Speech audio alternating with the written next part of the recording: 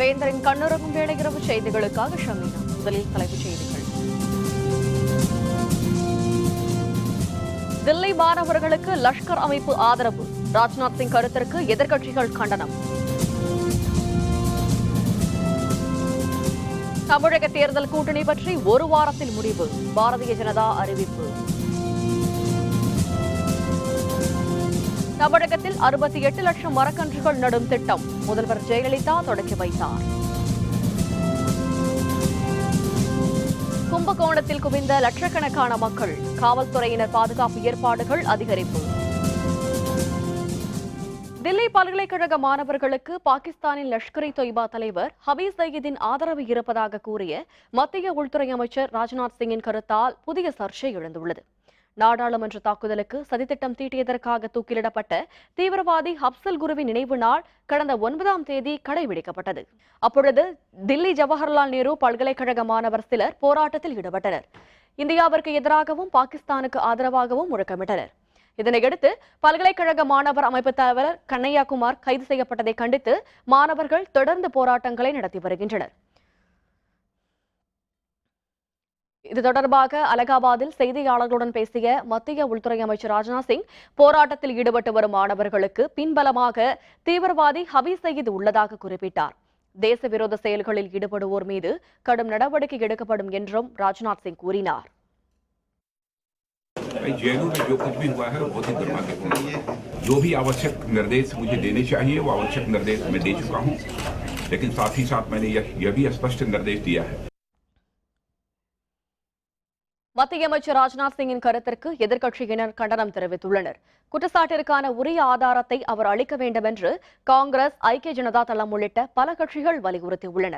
மாணவர்களின் குரலை ஒடுக்க மத்திய அரசு முயற்சிப்பதாக காங்கிரஸ் குற்றம் சாட்டியுள்ளது. தேச துரோக செயல்களில் ஈடுபடுவோர் மீது மத்திய அரசு உரிய நடவடிக்கை எடுக்க தயங்கக்கூடாது என மார்க்சிஸ்ட் கம்யூனிஸ்ட் பொதுச் செயலர் சீதாராம் யெச்சூரி கூறியுள்ளார். I think the Home Minister and the entire government is on defensive. Suppressing the independent voice, whether in JNU or in Hyderabad University, the university's inquiry has to come first. And on that basis only they have to proceed. This is just playing politics. If there is evidence of anti-national terrorist activity, then by all means, take the necessary action. So Mr. Rajnath Singh has to come out and share the evidence that he has with the country. We don't require certificates of patriotism from the murderers of Mahatma Gandhi.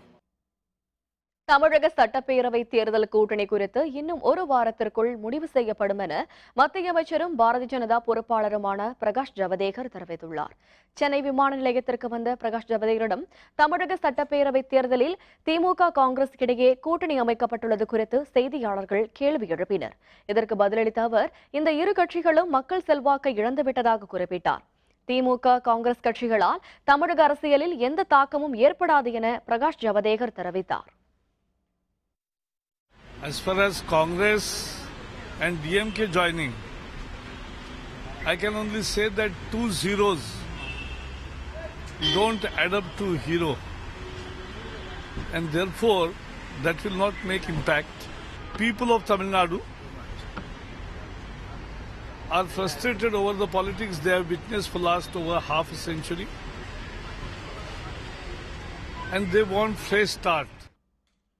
தமிழகம் முழுவதும் 68 லட்சம் மரக்கன்றுகள் நடும் திட்டத்தை முதல்வர் ஜெயலலிதா தொடங்கி வைத்துள்ளார். வருகிற December மாதத்துக்குள் தமிழகம் முழுவதும் பள்ளி வளாகங்கள் மற்றும் சாலையோரத்தில் 68 லட்சம் மரக்கன்றுகள் நட திட்டமிடப்பட்டுள்ளது. இந்த திட்டத்தின் தொடக்க விழா சென்னை வேப்பேரியில் உள்ள மாநகர ஆணையர் அலுவலகத்தில் இன்று நடைபெற்றது. இதில் பங்கேற்ற முதல்வர் ஜெயலலிதா காவல் ஆணையர் அலுவலக வளாகத்தில் ஆலமரக்கன்றினை நட்டு திட்டத்தை தொடக்கி வைத்தார். இந்த விழாவில் அமைச்சர்கள் ஆனந்தன், தோப்பு வெங்கடாச்சலம், தலைமைச் செயலர் ஞானதேசிகன், காவல்துறை தலைவர் அசோக்குமார், மாநகர காவல் ஆணையர் ராஜேந்திரன் உள்ளிட்டோர் கலந்து கொண்டனர். 12 ஆண்டுகளுக்கு ஒருமுறை நடைபெறும் மகாமக பெருவிழா நேற்று கும்பகோணத்தில் கொடியேற்றத்துடன் தொடங்கியது. இன்று விடுமுறை நாள் என்பதால் லட்சக்கணக்கான மக்கள் இன்று புனித நீராடினர். கும்பகோணம் நகரத்தை கட்டுப்பாட்டிற்குள் கொண்டு வந்துள்ள காவல்துறையினர் பாதுகாப்பு பணியினர் தீவிரப்படுத்தியுள்ளனர். இது பற்றிய விரிவான விவரங்களை கும்பகோணத்திலிருந்து தருகிறார் நமது செய்தியாளர் செந்தில்குமார். தென்னகத்து கும்பமேளா என்று அழைக்கப்படும் கும்பகோணம் மகாமகத்தின் 2வது நாளான இன்று 2 லட்சத்திற்கும் மேற்பட்ட பக்தர்கள் நீராடி வருகின்றனர். மகாமக குளத்தில் காலையில் இருந்து அதிக அளவில் மக்கள் கூட்டம் இன்று ஞாயிற்றுக்கிழமை என்பதால் அதிகரித்துக் கொண்டே வருகின்றது. இந்நிலையில் குளத்திற்கு பக்தர்கள் நீராடுவதன் வசதிக்காக வினாடிக்கு 100 லிட்டர் தண்ணி புனித நீர் குளத்தில் உள்ளே விடப்படுகின்றது. இது மக்கள் புழக்கத்திற்கு உண்டான நீரை அதே போல 2 மிகப்பெரிய மோட்டார்கள் மூலம் வினாடிக்கு அந்த 100 லிட்டர் நீரும் இங்கிருந்து வெளியேற்றப்பட்டு வருகின்றது.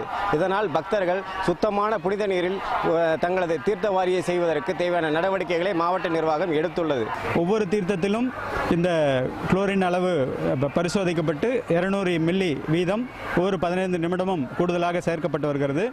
இதற்காக 50க்கும் மேற்பட்ட சுகாதார பணியாளர்கள் அலுவலர்கள் சுழற்சி முறையில் பணிபுரிந்து வருகிறார்கள்.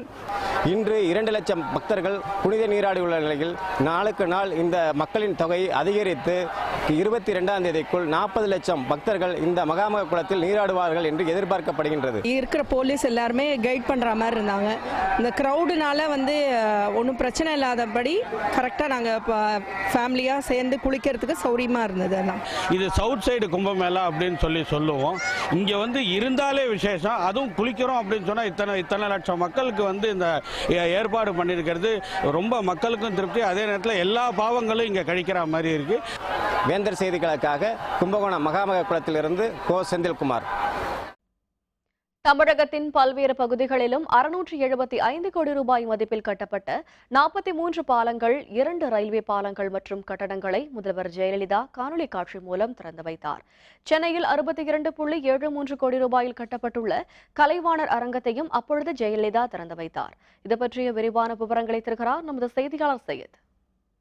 தமிழக செய்தித்துறை மற்றும் நெடுஞ்சாலைத்துறை சார்பான புதிய நலத்திட்டங்களை தமிழக முதல்வர் ஜெயலலிதா இன்று காணொலி காட்சி மூலமாக தலைமைச் செயலகத்திலிருந்து துவங்கி வைத்தார். அதில் குறிப்பாக சென்னை ஓமந்தூரார் தோட்டத்தில் 62 கோடி ரூபாய் செலவில் புதிதாக கட்டப்பட்ட கலைவாணர் அரங்கத்தை இன்று திறந்து வைத்தார். இந்த அரங்கமானது 1,92,000 சதுர அடி பரப்பில் 3 அடுக்குகளை கொண்ட முற்றிலும் குளிரூட்டப்பட்ட அரங்கமாக கட்டப்பட்டுள்ளது. அதன் அருகே உள்ள மாநில செய்தி மையத்தையும் தமிழக முதல்வர் இன்று காணொலி காட்சி மூலமாக திறந்து வைத்தார். அதேபோல நெடுஞ்சாலைத்துறை சார்பில் திருச்சி மாவட்டம் ஸ்ரீரங்கம் தொகுதியில் கொள்ளிடம் ஆற்று பாலம் 75 கோடி ரூபாய் செலவில் கட்டப்பட்டுள்ளது. அந்த பாலத்தையும் இன்று அவர் திறந்து வைத்ததுடன் 600 கோடி ரூபாய் செலவில் புதிதாக கட்டப்பட்டுள்ள 42 பாலங்கள், 2 ரயில்வே மேம்பாலங்கள், 2 சாலை திட்டங்கள், 7 கட்டிடங்கள் என பல்வேறு திட்டங்களையும் இன்று காணொலி காட்சி மூலமாக திறந்து வைத்தார். அதேபோல புதிதாக சென்னை, திருவள்ளூர், விழுப்புரம், தஞ்சாவூர் ஆகிய மாவட்டங்களில் 1002 கோடி ரூபாய் செலவில் புதிதாக கட்டப்பட உள்ள 5 ஆற்று பாலங்கள், 5 ரயில்வே மேம்பாலங்கள், 4 சாலை மேம்பாலங்கள் உட்பட பல்வேறு திட்டங்களுக்கு இன்று அவர் அடிக்கல் நாட்டினார். வேந்தர் செய்திகளுக்காக தலைமைச் செயலக வளாகத்திலிருந்து ஒளிப்பதிவாளர் இம்ரானுடன் செய்யது. ஜம்மு காஷ்மீர் மாநிலத்தில் பாதுகாப்பு படையினர் நடத்திய என்கவுண்டர் தாக்குதலில் தீவிரவாதி ஒருவர் சுட்டுக் கொல்லப்பட்டார். ஜம்மு காஷ்மீர் மாநிலம் புல்வாமா மாவட்டத்தில் சுகாபோரா பகுதியில் தீவிரவாதிகள் பதுங்கியிருப்பதாக கிடைத்த தகவலின் பேரில் பாதுகாப்பு படையினர் அங்கு சுற்றி வளைத்தனர். பாதுகாப்பு படையினர் நடத்திய தாக்குதலில் தீவிரவாதி ஒருவர் சுட்டுக் கொல்லப்பட்டார். அங்கு தீவிரவாதிகள் தேடுதல் வேட்டையில் பாதுகாப்பு படையினர் தொடர்ந்து ஈடுபட்டுள்ளனர். இதனிடையே குப்வாரா மாவட்டத்தில் நேற்று பாதுகாப்பு படையினர் நடத்திய தாக்குதலில் சுட்டுக் கொல்லப்பட்ட தீவிரவாதிகள் 5 பேரும் லஷ்கர்-இ-தொய்பா இயக்கத்தைச் சேர்ந்தவர்கள் என தகவல் வெளியாகியுள்ளன. கிருஷ்ணகிரி அணையின் வடிகால்வாயை தூர்வார வேண்டும். ஐஜேகே செயல் தலைவர் ரவி பச்சமுத்து வலியுறுத்தல். விவரம் விளம்பர இடைவேளைக்கு பிறகு.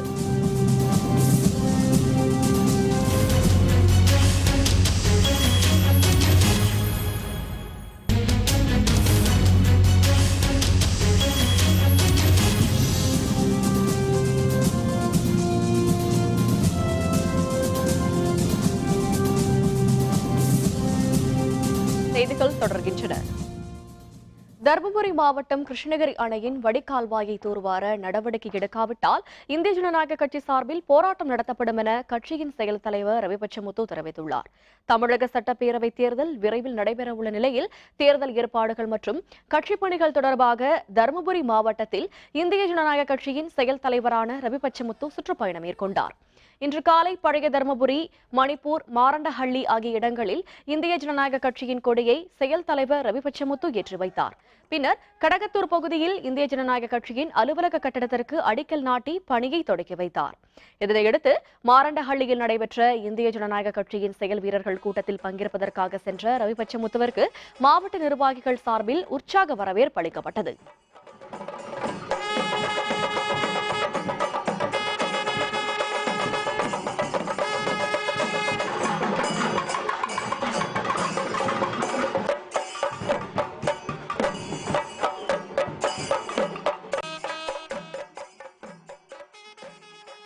மாரண்டஹள்ளியில் இந்திய ஜனநாயக கட்சியின் அலுவலகத்தை கட்சியின் செயல் தலைவர் ரவி பச்சமுத்து குத்து விளக்கேற்றி திறந்து வைத்தார்.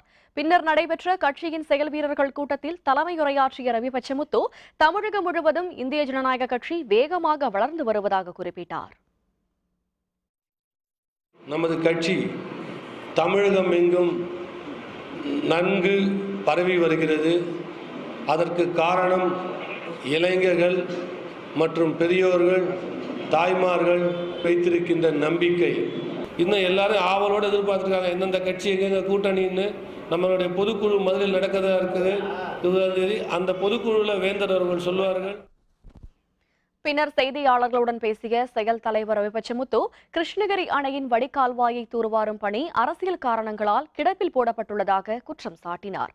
தூர்வார மாவட்ட நிர்வாகம் நடவடிக்கை எடுக்காவிட்டால் இந்திய ஜனநாயக கட்சி சார்பில் மக்கள் ஆதரவுடன் போராட்டம் நடத்தப்படும் என்றும் அவர் தெரிவித்தார். கிட்டத்தட்ட அதோடைய ஆத்தோட வழிபாதையில் முக்கால்வாசி பாதையை முடிச்சுட்டாங்க. இன்னொரு கால்வாசி முடிச்சா முடிஞ்சிடும். அவங்க அந்த பணியை பாதியிலேயே போட்டு வச்சிருக்காங்க.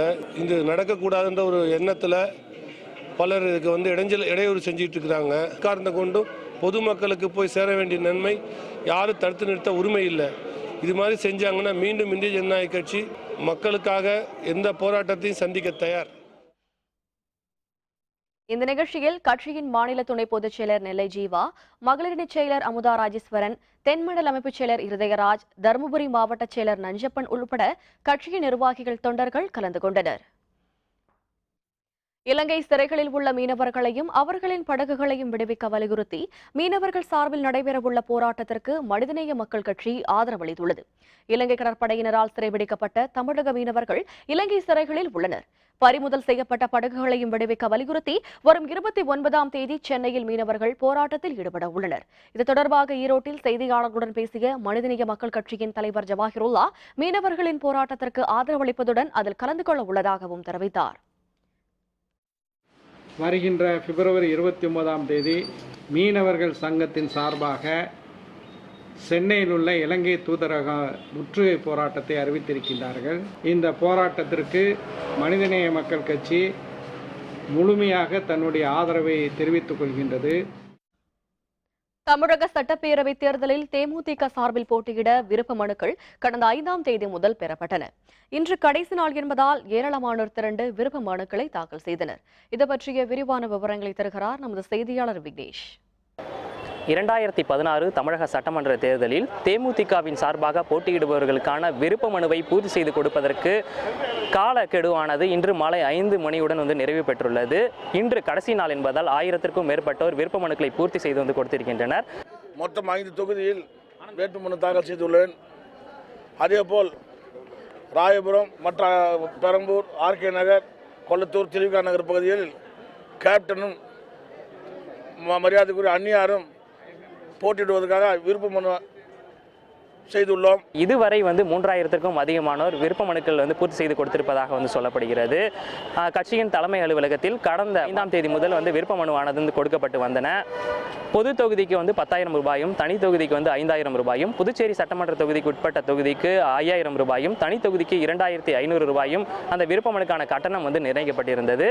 இன்றுடன் நிறைவு பெறுவதால் ஏராளமான தேமுதிகவினர் இன்று தலைமை அலுவலகத்துக்கு வந்திருப்பதால் கட்சியின் தலைமை அலுவலகம் களைக்கட்டியே காணப்பட்டது. தேமுதிக தலைவர் விஜயகாந்த் தங்கள் தொகுதியில் போட்டியிட வேண்டும் என்று ஏராளமானோர் அந்த விருப்ப மனுவில் பூர்த்தி செய்து கொடுத்திருப்பதாகவும் சொல்லப்படுகிறது. வேந்தர் செய்திகளுக்காக கோயம்பேட்டில் உள்ள கட்சியின் தலைமை அலுவலகத்தில் இருந்து ஒளிப்பதிவாளர் மணியுடன் எஸ் விக்னேஷ். தமிழக சட்டப்பேரவை தேர்தலில் தமிழ் மாநில காங்கிரஸ் சார்பில் போட்டியிட விருப்பம் உள்ளவர்களிடம் மனு பெறும் பணி இன்றுடன் நிறைவடைந்தது.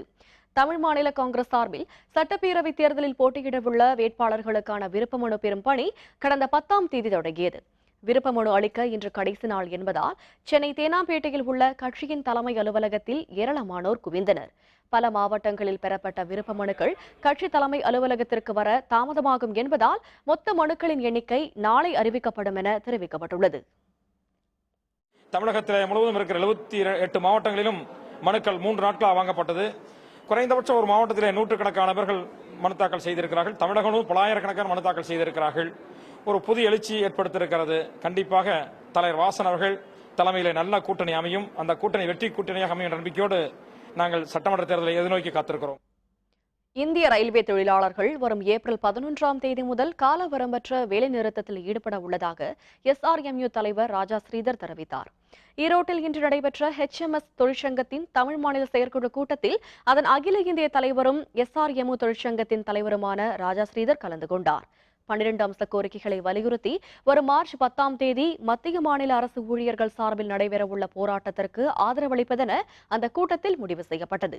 பின்னர் செய்தியாளர்களுடன் பேசிய ராஜா ஸ்ரீதர் 98% ரயில்வே ஊழியர்கள் வரும் ஏப்ரல் 11ஆம் தேதி நடைபெறவுள்ள காலவரம்பற்ற வேலைநிறுத்தத்திற்கு ஆதரவளிக்க உள்ளதாக தெரிவித்தார்.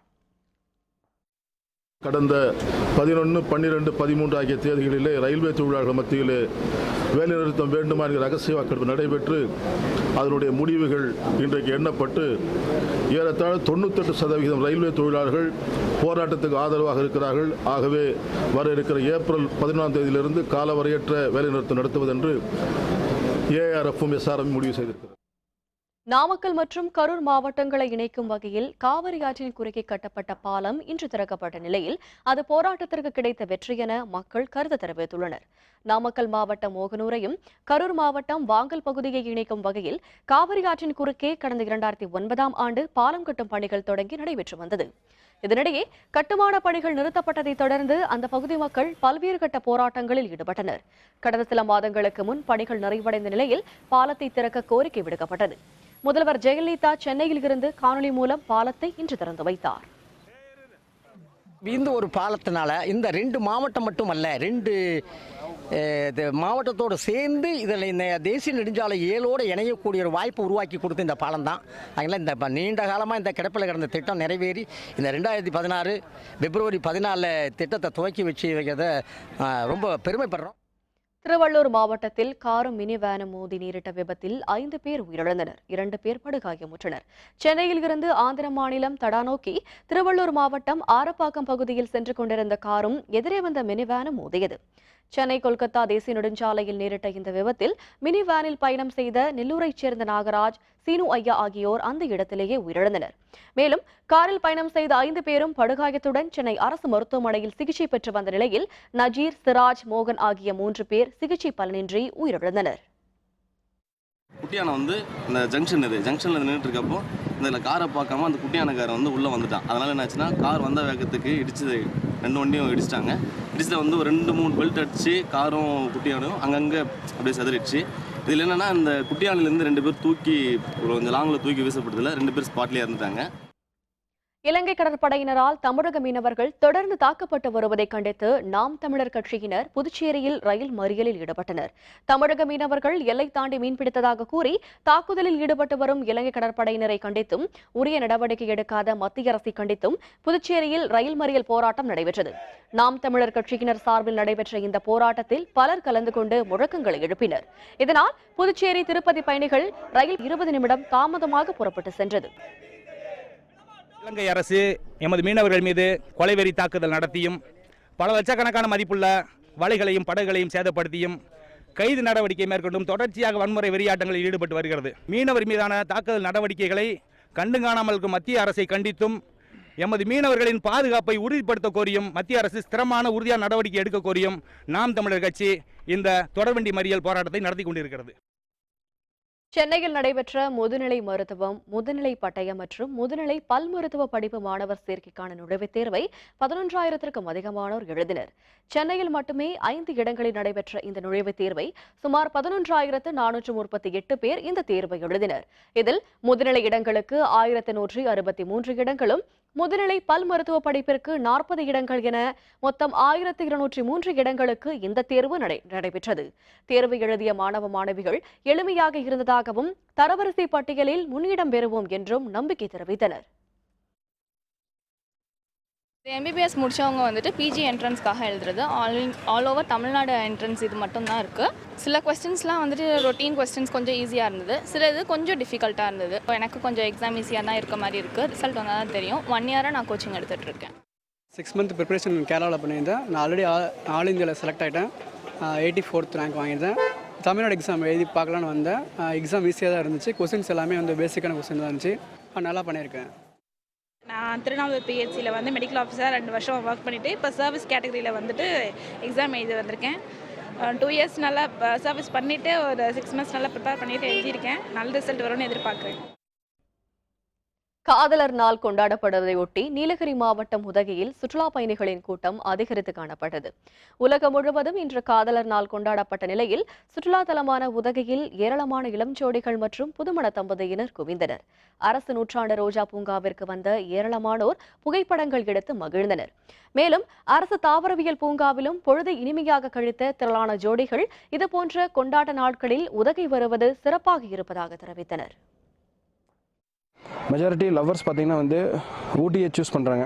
ஏன்னா பார்த்தீங்கன்னா வந்து இந்த இடத்துல பார்த்தீங்கன்னா வந்து இயற்கை வந்து அவங்களுக்குள்ள இருக்கக்கூடிய காதலை வந்து அவங்களுக்கே தெரியாமல் வந்து வெளிப்புணர்வு கொண்டுறது ரொம்ப சந்தோஷமாக ஃபீல் பண்ணுறோம். நாங்கள் காதலை தினம் தனிக்கு இங்கே இருக்கிறது. வேலண்டைன்ஸ் டே ஒவ்வொரு வேலண்டைன்ஸ் டேயும் இங்கே தான் செலிப்ரேட் பண்ணுவோம். ஸோ இங்கே வந்தால் ஒரு மைண்ட் ரிலாக்ஸ்டாக ஃப்ரீயாக ஒரு ஜாலியாக என்டர்டெயின்மெண்ட்டாக இருக்குது. ஸோ அதுக்காகவே வீக்லி ஒன்ஸ் வந்து மைண்டை ரிலாக்ஸ் பண்ணுறதுக்காகவே வந்து வரணும் அப்படின்ற ஒரு தாட் வருது. கரூர் அருள்மிகு கல்யாண வெங்கடரமண சுவாமி திருக்கோவிலில் மாசி திருவிழாவை ஒட்டி இன்று நடைபெற்ற கொடியேற்ற நிகழ்ச்சியில் ஏராளமான பக்தர்கள் பங்கேற்று சுவாமி தரிசனம் செய்தனர். தென் திருப்பதி என்று அழைக்கப்படும் கரூர் தாந்தோன்றி மலை பகுதியில் அமைந்துள்ள அருள்மிகு கல்யாண வெங்கடரமண சுவாமி திருக்கோவிலில் மாசி திருவிழா வெகு சிறப்பாக கொண்டாடப்படுவது வழக்கம். இந்த விழாவில் தமிழகம் மட்டுமல்லாது பல்வேறு மாநிலங்களில் இருந்தும் ஆயிரக்கணக்கான பக்தர்கள் பங்கேற்று வழிபட்டு செல்வர். இந்த ஆண்டு கொடியேற்றத்துடன் மாசி திருவிழா இன்று தொடங்கியது. இதில் ஏராளமான பக்தர்கள் கலந்து கொண்டு சுவாமி தரிசனம் செய்தனர்.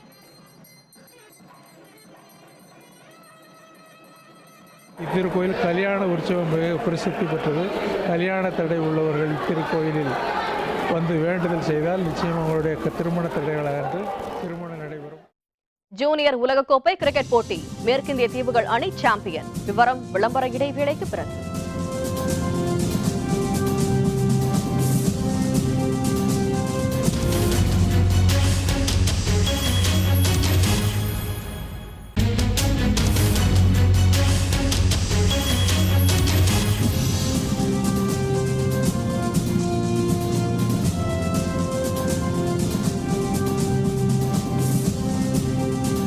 செய்திகள் தொடர்கின்றன. இனி அயலக செய்திகள்.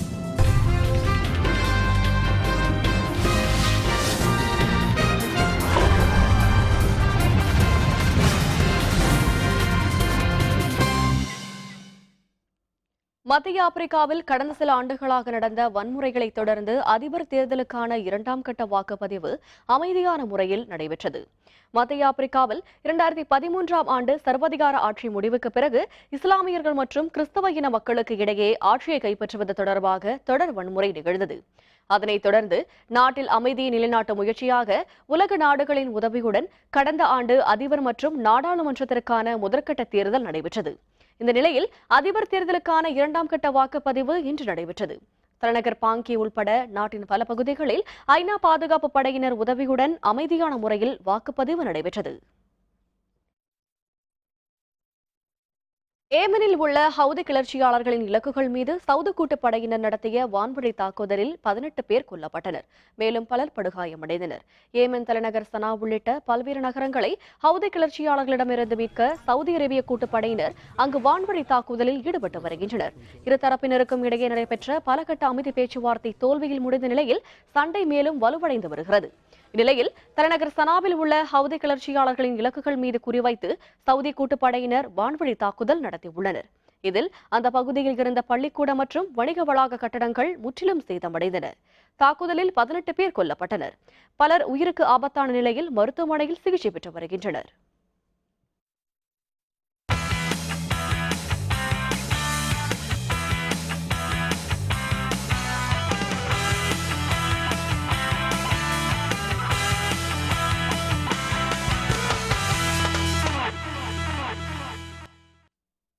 இளையோர் உலகக்கோப்பை கிரிக்கெட் போட்டியில் 5 விக்கெட் வித்தியாசத்தில் இந்தியாவை வீழ்த்திய மேற்கிந்திய தீவுகள் அணி முதல் முறையாக சாம்பியன் பட்டத்தை வென்றுள்ளது.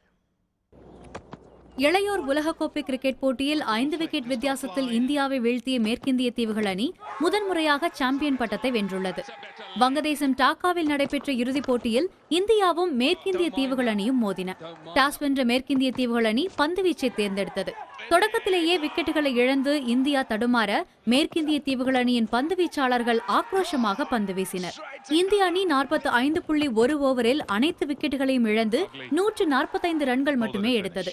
இந்திய அணியில் அதிகளவாக சர்ஃபராஸ் கான் மட்டும் 51 ரன்கள் எடுத்தார். 146 ரன்கள் என்ற எளிதான இலக்கை எட்ட மேற்கிந்திய தீவுகள் அணி களமிறங்கியது. விக்கெட்டுகள் அடுத்தடுத்து சரிந்தாலும் 6வது விக்கெட்டுக்கு இணை சேர்ந்த கார்டி பவுல் ஆகியோர் நிதான ஆட்டத்தை தொடர்ந்தனர். இந்த இணையை பிரிக்க இந்திய வீரர்கள் மேற்கொண்ட முயற்சிகள் ஈடுபடவில்லை. இறுதி வரை ஆட்டமிழக்காமல் விளையாடிய கார்டி 52 ரன்களும் பவுல் 40 ரன்களும் எடுத்தனர். எனினும் 49.3 ஓவரில் 5 விக்கெட்டுகளை மட்டுமே இழந்து 146 ரன்கள் எடுத்து மேற்கிந்திய தீவுகள் அணி வெற்றி பெற்றது.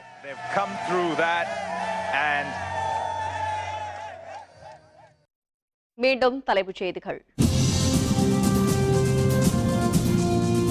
தில்லி மாணவர்களுக்கு லஷ்கர் அமைப்பு ஆதரவு. ராஜ்நாத் சிங் கருத்திற்கு எதிர்க்கட்சிகள் கண்டனம். தமிழக தேர்தல் கூட்டணி பற்றி ஒரு வாரத்தில் முடிவு. பாரதிய ஜனதா அறிவிப்பு. தமிழகத்தில் 68 லட்சம் மரக்கன்றுகள் நடும் திட்டம். முதல்வர் ஜெயலலிதா தொடங்கி வைத்தார். கும்பகோணத்தில் குவிந்த லட்சக்கணக்கான மக்கள். காவல்துறையினர் பாதுகாப்பு ஏற்பாடுகள் அதிகரிப்பு. இத்துடன் வேந்தரின் கண்ணுறங்கும் வேளை இரவு செய்திகள் நிறைவடைந்தன. மீண்டும் நாளை காலை 8 மணிக்கு இளங்கதிர் காலை செய்திகளில் சந்திப்போம். வணக்கம்.